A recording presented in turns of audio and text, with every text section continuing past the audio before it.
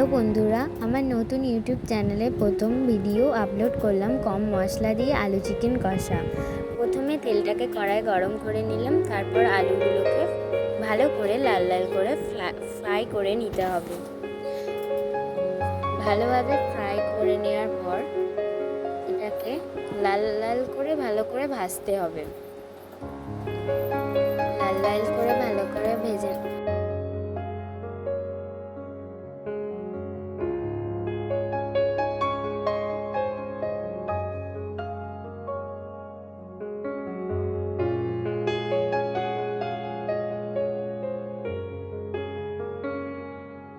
তো আলুটা প্রায় লাল লাল করে ভাজা হয়েই এসেছে। তারপর সেটাকে তুলে নিতে হবে একটা জায়গায়।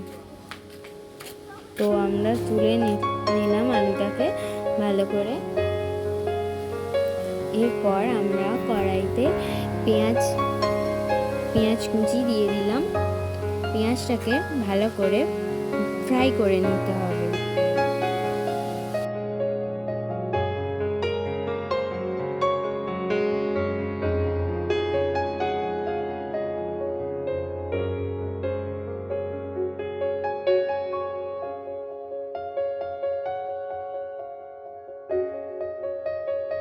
পেঁয়াজটা প্রায় ভাজা হয়ে এসেছে।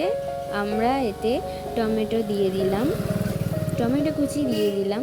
তো এটাকে ভালো করে ভেজে নিতে হবে।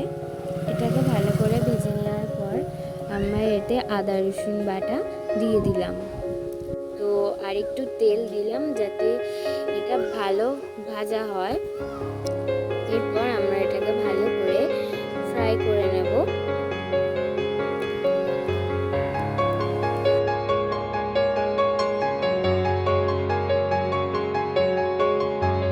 আমরা হলুদ গুঁড়ো দিয়ে দিলাম, পরিমাণ মতো লঙ্কা গুঁড়ো,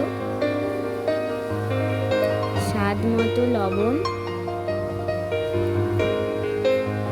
তো তোমরা যে যেরকম লঙ্কা ঝাল খাও সেরকমই ঝাল দেবে। তারপর আমরা গ্রেভিটাকে ভালো করে নেওয়ার পর এটা একটু হবে।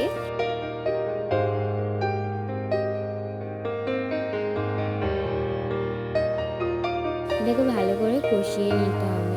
তারপর আমরা একটু জল অ্যাড করবো এর সঙ্গে। তো এই গ্রেভিটা ভালো হোক, তারপর এটা কিছুক্ষণ হবে। তার মধ্যে আমরা চিকেনটা দিয়ে দেবো এর উপরে। তো আমরা চিকেনটা এর সাথে দিয়ে দিলাম। এবার এটাকে ভালো করে কড়াইতে নাড়তে হবে যেন বসে না যায়, তাহলে জিনিসটা খেতে ভালো হবে না। বন্ধুরা প্লিজ এটা তোমরা বাড়িতেও ট্রাই করে দেখবে কেমন হয়। আর এটাকে ভালো করে নাড়তে হবে কড়াইতে। তো আমরা নাড়লাম, তারপর প্রায় এটা জল টল দিয়ে একটু বসানো থাক। তারপর আগে থেকে ফ্রাই করা আলুটা এর সঙ্গে অ্যাড করে দিতে হবে। তো এরপর আমরা এটিকে ভালো করে একসঙ্গে মিক্স করে নেব।